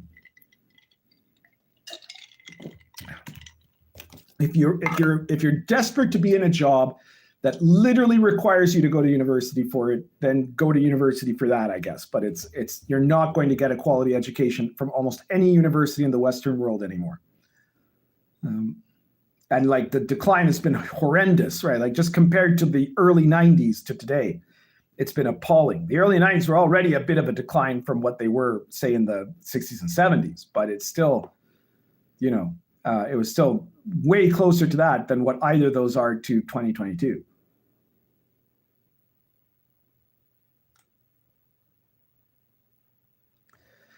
Let me see here. Malwinus says, guess it's time to make a drive-through account. Bought a lot of your books through Amazon, but many are not available since Rings of Power drive-through might be the right choice, like your foreknowledge. Yeah, I mean, it's unfortunately, I work with a lot of different publishers, and different publishers have different options, right? So, of where they put their stuff, and I don't get to decide that. The advantages for me is that I don't have to do all the publishing stuff, which, as you can tell by my technical incompetence with the phone, is really good, because otherwise, believe me, the products would not look like this. They would look so horrible. I would be just useless. But it means that each publisher has different things that they will prioritize. So there's some publishers that put stuff on Amazon. There's some, Dominique Cruzet had at least some of my products were on Lulu, Amazon, and drive-through. But there are some companies, Spectre Press, for example, which publishes all of the RPG Pundit Presents series and the World of the Last Sun and Star Adventure and the Old School Companion 1 and 2, and is still going to be publishing more stuff for me in the future. They only work in drive-through just because that was the deal. And I knew that was the deal. And I'm sorry for people who don't like to buy stuff through drive-through, but that's how it is for them, right? And so I hope that you might still buy stuff from my stuff through drive-through, because I think that there is a balance in kind of the cost versus the result of that, right? Is that you're still supporting me, and drive-through has never censored me, at least. That's something. I don't think that, I thought until recently that they'd never done me any, they've never done me any favors either, right? Like, and that I always had a suspicion that there's probably like one employee in drive-through that really hates me, and every once in a while would try to do some kind of thing to screw up one of my books on different, from different publishers even, right? But actually, I don't know what happened. Maybe they fired him, or he went on vacation or something. The other day, Social Encounters was included. I mean, drive-through does all this promotion of books that are for sale on their site, right? Like they have a Twitter page, they have Facebook, they have a weekly update to all customers, like that's basically a spam mail, but that advertises books that are selling well. I've got 120 something books on drive-through. None of them were ever featured in any of those things, right? Drive-through had never, of its own volition, promoted a single product of mine, right? Never of their own accord.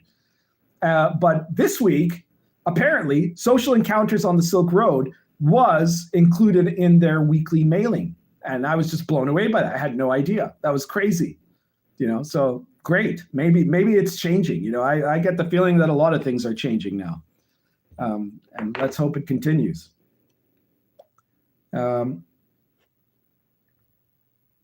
So yeah, do buy my stuff on drive-through if you're willing to accept doing so. Right.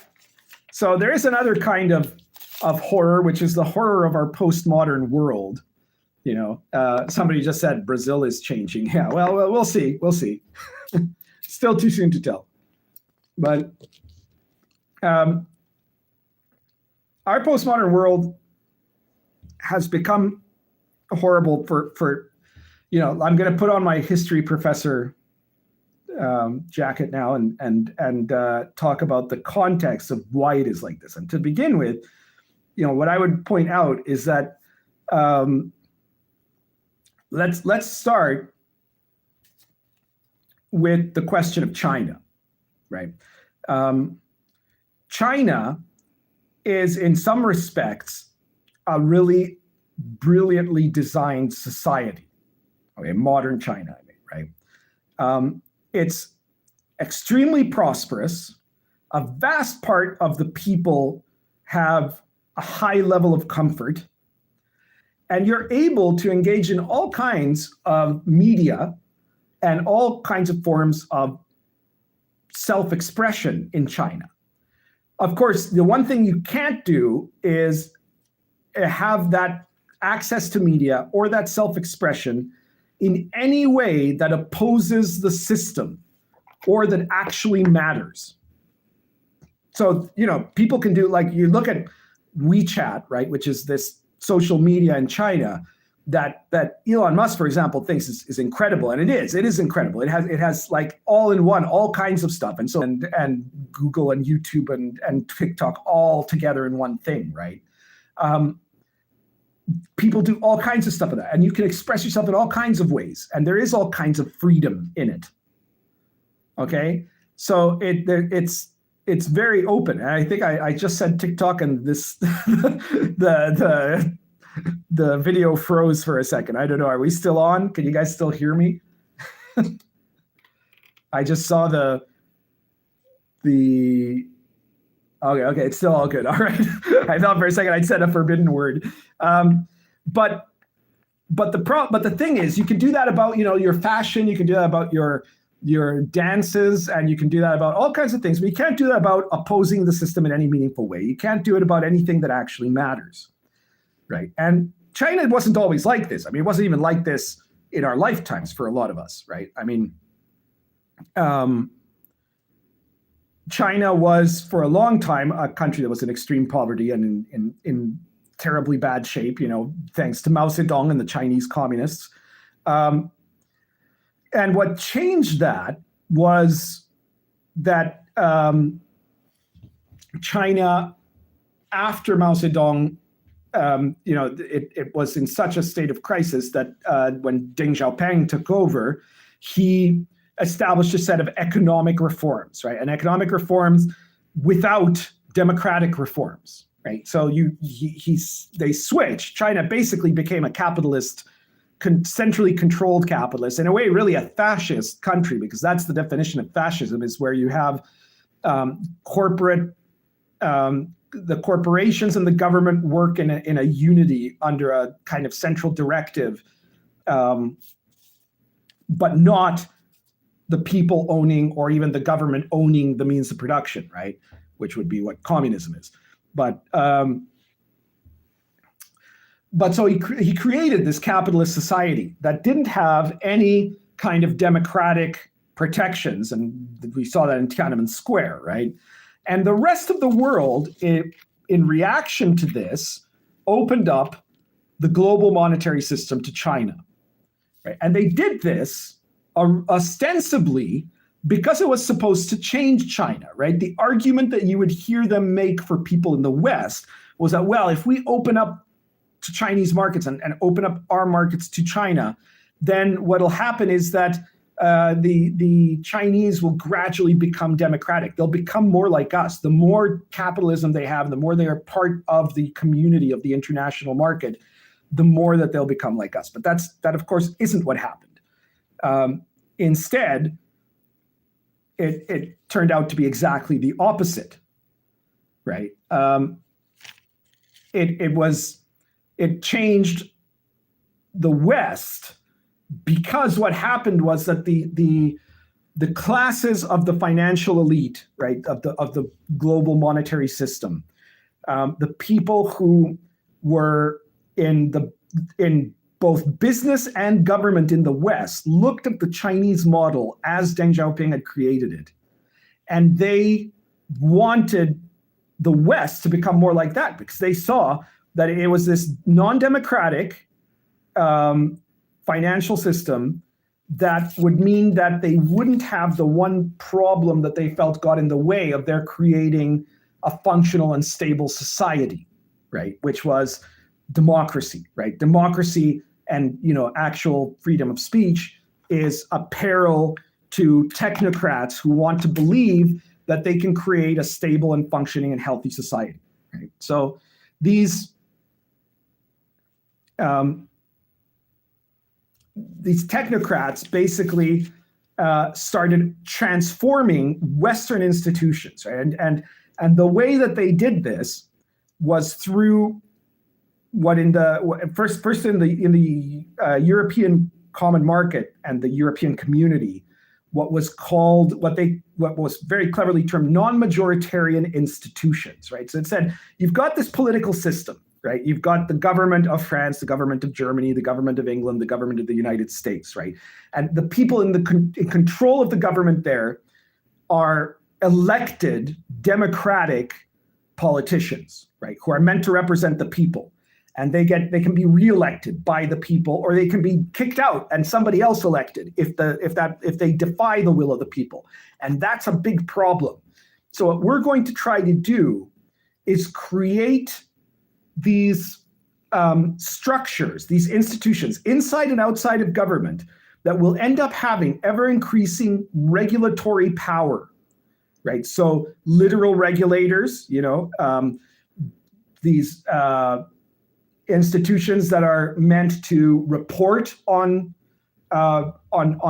government or watchdogs of government, export bodies, international finance institutions that are meant to facilitate trade. All of these things were being moved out of the sphere of the direct democratically elected government and into a growing and more powerful bureaucracy that didn't have to answer to a majoritarian electoral system. And that made it that suddenly politicians, even if they were good politicians, which they increasingly were not, because the upper classes had been subverted long ago by Marxism and then postmodernism, but even if they were the good type of politicians, would find that even if they had all of the backbone in the world, there would be things that they just couldn't change because they're not allowed to change anymore because they don't have any purview over it, right? So unless, Donald Trump is a perfect example of somebody who was elected. He wanted to create great change, and then he got thwarted, right? And part of it is he got thwarted because he relied on the wrong people. Part of it was that he got thwarted because other parts of the elected government opposed him. Part of it was that he underestimated the difficulty of the task. But one big part of it was that there are certain things that just he had no control over whatsoever, and nobody elected did. But I'm not talking about things like a judiciary. I'm talking about regulatory bodies, right? And also I'm talking about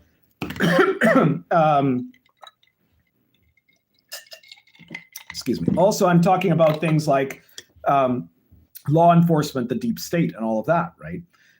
So it would be extremely difficult to be able to create any change in these areas that you're not supposed to actually have control to change by yourself. So you can have a whole bunch. You'd have to make a whole process of trying to reform the entire system in order to be able to make changes that are going to actually be effective. So this created this new society of technocrats. And basically from some point in the early 90s until today, they have ended up taking over the real power. And the West has become like ever more a imitation of Deng Xiaoping China, right? Of modern China, rather than the other way around, because the people in power, for the same reasons that the Chinese Communist Party loves that system, right? If you have a group of people that are unelected technocrats and want to keep being in control, that's how you do it. One of the things essential to this is control of media, right? So this is why Elon Musk buying Twitter is such a panic moment for not just for the left, because there's like the regular left, right, which is like all the woke people, and a lot of them are to a large extent useful idiots, right? But to the technocratic class, right, we're talking the World Economic Forum type people here, right? They're, the EU guys, the people that are in positions of administration in universities, the people that are in positions of administration in the federal government, right? Those people are panicked about about Twitter falling into Elon Musk's hands because he actually believes in free speech. And that is a direct threat to the non-majoritarian institutions being able to hide themselves. They depend on darkness in a way. They depend on maintaining this illusion that the democratically elected representatives have all the power. And when increasingly they have less and less, right? There's less and less that they can actually do to change anything that's meaningful, right? The danger there also is that the only way then to actually make change would not be to reform, but you'd have to just destroy, right? You'd have to abolish, right? I don't think, for example, that the IRS or the FBI or a whole bunch of the other departments of US government could be reformed. They have to be abolished and then something new built in its place, right? And of course, that's going to be a lot more difficult and potentially a lot more injurious than if they could be reformed, but it can't. The alleged benefit of all this is that it creates stability, right? It creates safety for people, right? It means that people have a more stable society. That is kind of the concept of that whole motto of you will own nothing and you will be happy, right? And it's because, well, you'll be kept entertained, you'll have everything you need, you don't have any heavy responsibilities, right? But that's also the weakness of this whole system, right? Which is that the technocracy offers you no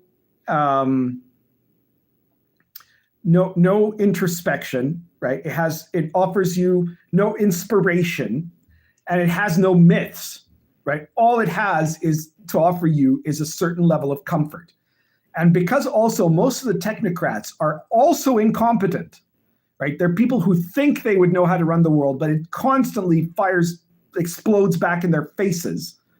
That comfort is not even achieved. the problem is that the technocracy is very good at going against the opposition of modernism, right? It was designed to control modernism.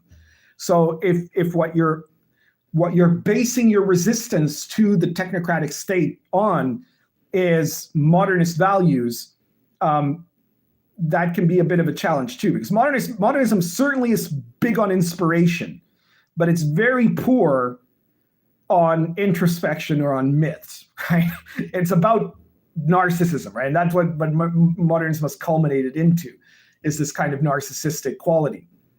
So where the system of the technocracy has had the most opposition has been not from the modernists, but also not from the old regime fanatics, right? Like at the same time, like it's very, very easy for the technocracy to take down, let's say, other types of collectivists.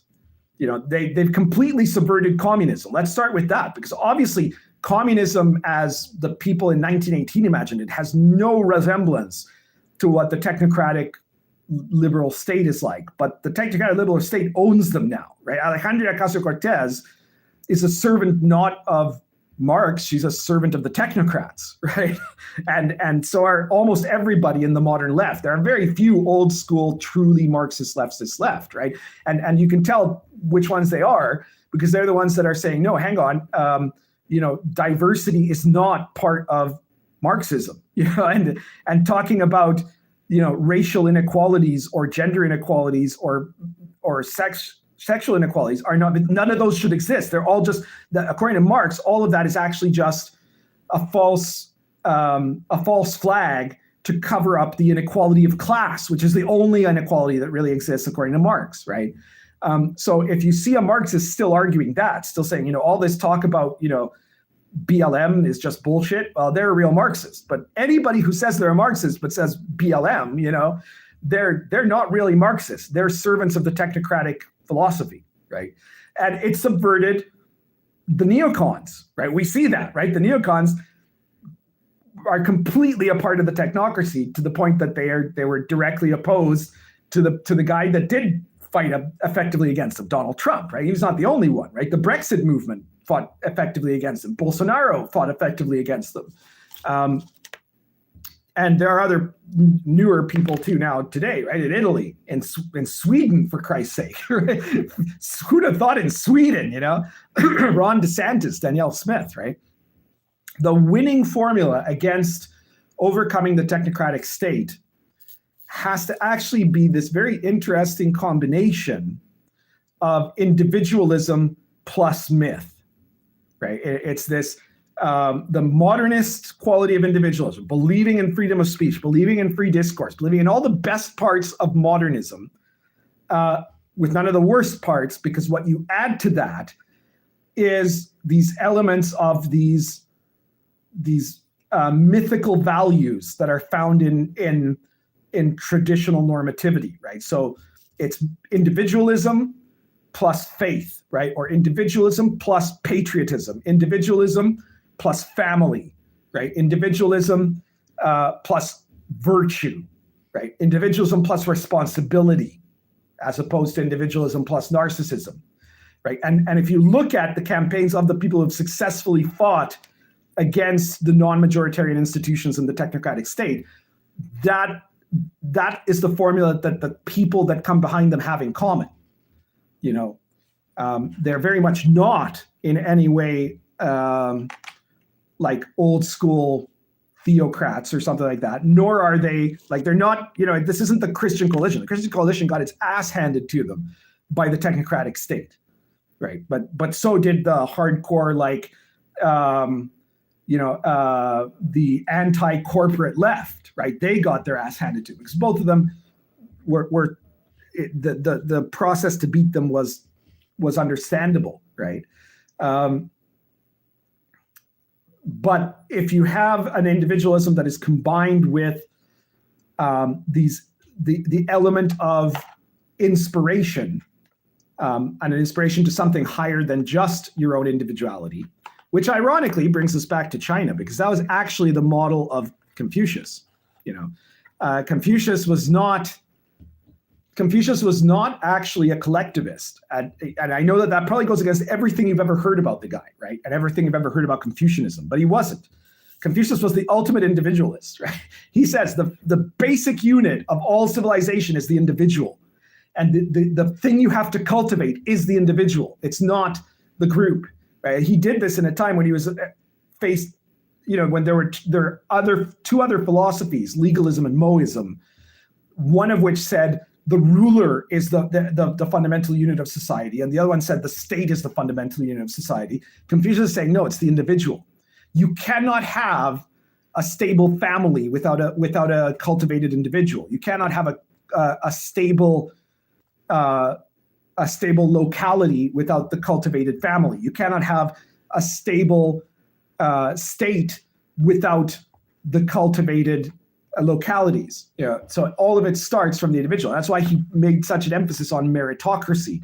That's why he made such an emphasis on the importance of freedom of choice. But he also made a huge emphasis on what he called rights, of creating these customs and respecting these symbols that create a sense of meaning and a sense of connectedness between people, and that being an individual is useless if you are not connected to other people, right? So his criticism of Lao Tzu and the Tao, the creator of the Tao Te Ching, of the Taoists, is what use are you to anybody? You could become enlightened, but if you're in a forest, nobody, it doesn't matter to anyone, right? It doesn't do anything. You don't change anything, right? Whereas if you're a Confucian, you understand that your opportunity to test your individual cultivation comes in how you act towards the people around you, towards your society, and that the end goal of this is not just for your own narcissistic interest, right? There's a reason why Taoism is way more popular in the West than Confucianism, which is mainly not just because Confucianism gets misunderstood, but because Taoism, in its really stupefied, watered down version as it shows up in the West, it appeals to narcissism. It says, it's just all that matters is whatever you care about at the moment, right? And that's it, But in fact, it's not, Confucian's message is it's not about you. You're not cultivating just for yourself. You're cultivating, yes, for yourself, because that will give you the ideal life. You'll be the best possible person you can be. And you will end up doing the fulfilling your own inner will the best you possibly can by engaging in self-cultivation. But you're not doing it for that. You're doing it for people who will never know you existed, because if you are a cultivator, then you'll have an effect on everybody else around you, right? So you're doing it for a greater cause. And that model, ironically, is the model that can depose the system of both, the communist China and of the WEF-controlled modern Western world. It's if you have groups of people who have cultivated as individuals and therefore are not easily manipulated by collectivist media propaganda, right? And yet who have themselves a foundation in understanding the importance of living up to the quality of myth, and that your life and your value as an individual only matters in the context of what you end up doing for the betterment of people who will never know you existed, right? People you will never know, and they won't even know you were the one that was at the beginning of the ripple that you move forward through time. All right, so that was my moment of deep contemplation on both the horror of the postmodern world and how to effectively slay that thing man was not meant to know. I'm gonna take a look at the comments here. And then I don't know, maybe we'll start wrapping up, because we've been at this for what, 2 hours now, almost. I barely had a moment to puff my pipe.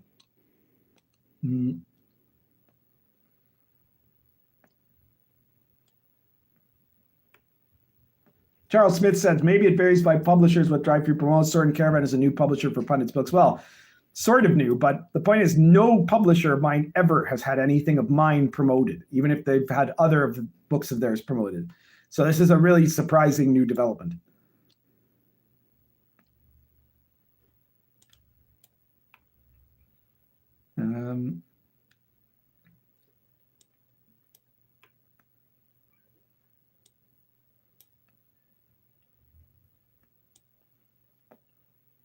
Government should form a symbiosis. Giovanni Gentile, the founding philosopher of fascism. Exactly. That's what fascism is. What we see today, the alliance between Facebook and the Biden government, that's literal fascism. That is fascism as it was originally defined, right?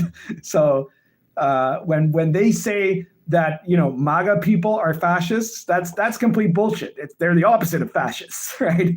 Fascists did not believe in the individual. They did not believe in liberty. They did not believe in the family. They definitely didn't believe in faith, right? They believed in the all-encompassing power of the state, which is sounds a lot more like the EU than Giorgia Meloni's party in Italy, right?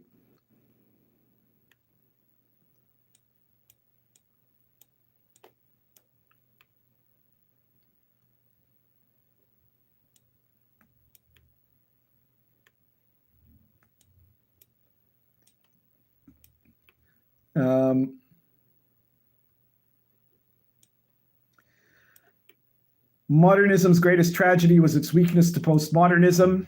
Well, modernism's greatest tragedy was probably actually its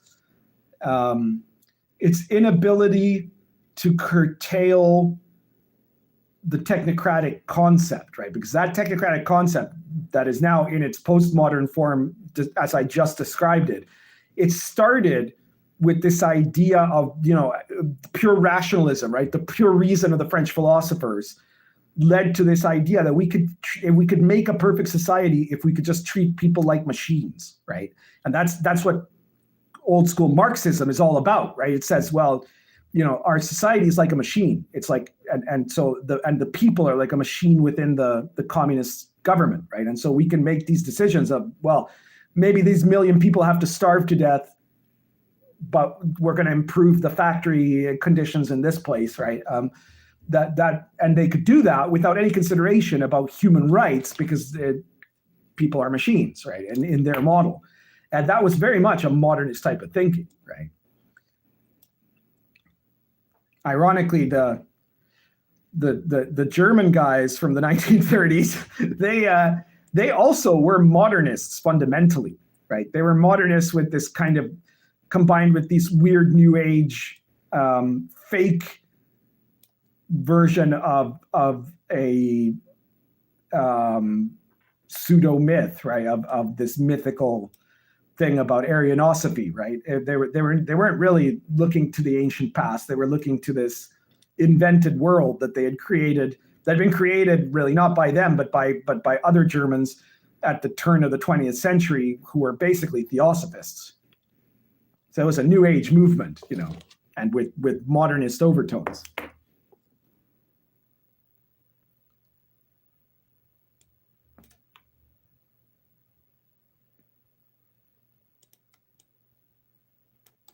Character design references says I have an uncanny resemblance to director David Fincher. Hey, shit, he does look a bit like me, doesn't he? Oh, what do you know? I have no familiarity with this guy. I don't know what he's done. What did he do?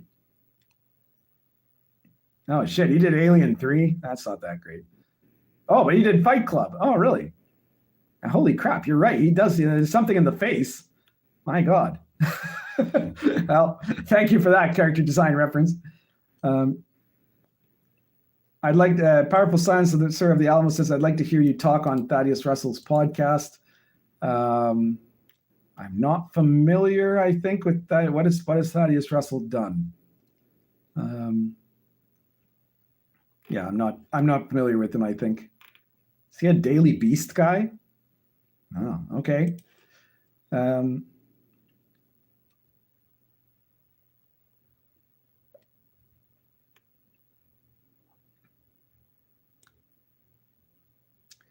Let's see what else. ESG is the Godzilla of fascism. Well, sort of, yes. Jay Sofre says, any good reading for Confucius? So many of the commentators, especially the Western commentators on Confucius, get him wrong. It's very hard to make to make a good recommendation, except that I would say absolutely what you want to read of Confucius is the Analects of Confucius, which are his sayings, right? And put aside anything in your mind that you had. Like I tell this the same thing to people who are reading the Bible, for example. If you're, I'm not saying as a believer, right? I'm not a Christian, for example. I'm also, not really a Confucianist in the traditional sense. That's not really. I don't know if you could even call that a religion, but what I tell people when they're reading the Bible, for example, is the first thing you have to understand, if you want to read the Bible as myth and really understand what's going on there, is you have to put aside every pre-assumption that you have about it, right? Because you're already assuming this story that you heard that isn't the Bible. It's a collection of stories that you heard in your Christian upbringing or in your sort of, Christmas Christian upbringing, or that you saw on television, or that you brought up and you heard in your Jewish upbringing, for that matter, right? So you have to look at it as though this is something different than that, and look at it only for what is written there, right? What is in the text and what it's actually saying there. The Analects, the Doctrine of the Mean, and the Confucian commentaries on the I Ching, the 10 Wings they're called, right? And so if you look at those, you end up getting a very good view of Confucius's kind of general deal, his teaching on kind of the quality of what it is to live a harmonious life, and his metaphysics, right? His cosmological ideas. And I know some people say that the 10 Wings weren't written by Confucius. None of those things were actually written by Confucius. They were all written by students of his. And clearly it was part of the Confucian school, let's say, right? And I think that, it's a bit like, Jesus didn't write any of the Gospels, right? So, but you have to take it in mind, if you have it on good faith, that they weren't just invented by guys that had nothing to do with it. And they weren't. They were made by people who were part of those schools, right? Some from anywhere from right after to a century or two after Confucius's death. So similar to, again, the formation of the Bible. So you have to understand that that's going to give you a good, and it's like I always say, look at primary sources first. Then after that, you can look at elaboration on it. Now it is hard. You have to kind of think about what is being said, and there are going to be some references, especially in the Analects, where he talks about stuff from Chinese history and myth that you're not going to grasp immediately. And maybe you can try to do some Wikipediaing to look it up as you go along, but you don't have to worry about getting everything that he says there. There's a lot of it that's universal, and those are the parts that are going to matter more to you to understand, right?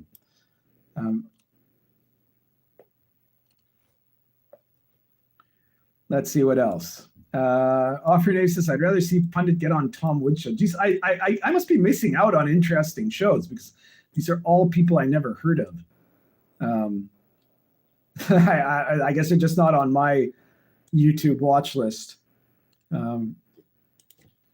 Tom Woods, Libertarian Content, Mises Institute. Well, that sounds a little better. Though, libertarians, I'm the weirdest of libertarians, because I'm 100% cultural libertarian, and every year I become more dubious of economic libertarianism, right? Because it's just wrong. It's the wrong place to start, right? If you try to create a completely free market, but you don't change culture, you're still screwed. You need cultural freedom, and then that will oblige market freedom. Ironcaster says, you mean Legend of the Five Rings isn't actual Confucius? No, it isn't. But that a lot of other things are, there's a lot of, anything that comes out of China today has influence of Confucianism in some degree, even if it's been badly subdued by the modern Chinese state, although now the modern Chinese state is re-embracing Confucius for nationalist reasons, right? The current guy, Xi Jinping, he realizes that one of the best ways, ironically, to hold together a decadent system and to renew it is to reinvent the national myth. It's really funny because he's becoming a nationalist. He's a Chinese nationalist, right? In ways that the other guys were definitely not, right? They were like Chinese. They were Chinese statists, right? They wanted the Chinese state to do well, which is more than you can say for a lot of Western leaders, right? Like Deng Xiaoping wanted China to prosper. I'm not so sure Biden wants America to prosper, right? Trudeau definitely doesn't want Canada to prosper, at least most of Canada. But Xi Jinping is becoming a nationalist in the sense of creating this national myth of the Han Chinese and restoring those mythical roots that had been torn out in just such a horrible way in the Cultural Revolution, right?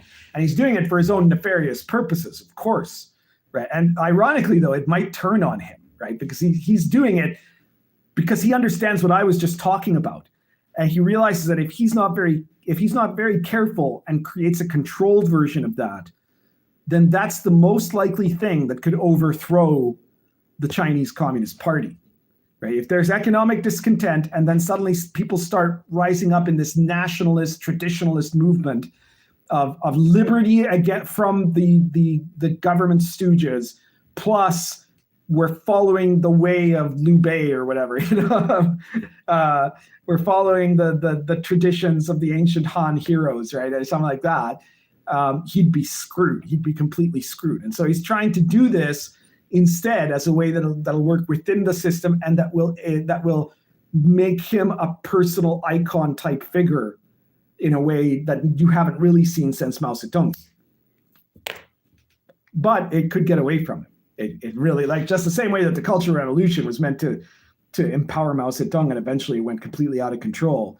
The new nationalism in China could go completely out of control and lead to the end of the Chinese Communist Party. You heard it here first, folks.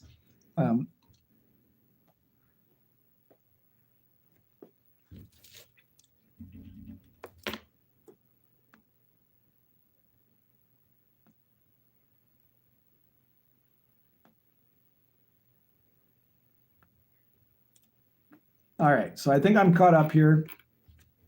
And I guess it's probably about time to come to an end. My throat, I don't know how long it'll hold out. I've been talking continuously for well over 2 hours now. But thank you, everybody, for having come on, for having joined me in this special live stream. And I guess I'll keep doing it every 1,000 until we get to 10G. And then after that, it'll be probably every 5,000 or something. Or every 2,500. I don't know. We'll see. But I hope you guys all enjoyed this. Please, if you happen to be here and you haven't subscribed yet, please subscribe. Get us that much closer, that much faster to the 7,000 subscriber live stream. And if you can, please like the video. And if you want to support me, check out all of my products, stuff like Sword and Caravan, Lion and Dragon, Star Adventure, The Invisible College, great choice for Halloween purchase. Same thing with Cults of Chaos, which is a generator for evil cults in a medieval authentic context, which can be really good. You can make a really great Halloween special for your D&D campaign or OSR campaign with Cults of Chaos. You don't need Dark Albion to use it. So of course you should get Dark Albion too, and Sword and Caravan and Social Encounters and all my other stuff. If I kept on naming it, it'd take forever, right? And if you only have a few bucks, check out the RPG Pundit Presents series. You got these PDFs. They cost between 99 cents and $4.99. It gives you something that you can use in your games, but you're also supporting me. And if you've bought all my stuff or are one of these people that are only here to hear me talk about politics and don't want to play any RPGs, then, well, support me on Patreon. All the links are in the description. Dark Knight says, Pundit, get on Lotus Eaters. Finally, one that I recognize. I do know the Lotus Eaters. If they ever invite me, I'll be happy to go on there. But I think that they only do like in-studio filming, so I'd have to go to England. That could happen. You never know. But anyways, share the video everywhere you think people find it interesting or anywhere you think people will be pissed off about it. And I guess that's about it. So still currently smoking incredibly. It's not because I've been smoking for 2 hours. The Dunhill Shell Diplomat plus Cornell and Deal's Old Joe Kranz, but I've been smoking it very on and off. It's been mostly off because I take 2 puffs and I have to start talking and I can't keep puffing. All right, guys. Thank you so much. Take care, and we will see you in a short while.